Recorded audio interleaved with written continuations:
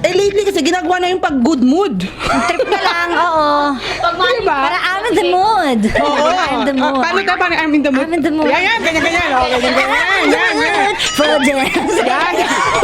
Yan, ganyan. Diba, sa Facebook ngayon ng Love Radio, ang dami nagko-comment ngayon, napakalakas daw natin ngayon. Lakas ng ating energy! Ayan, dahil nga po mga kabi. Tama po. Kabisyo, dahil nga po sa panahon ngayon. Hindi na naman ako nakapag-conditioner.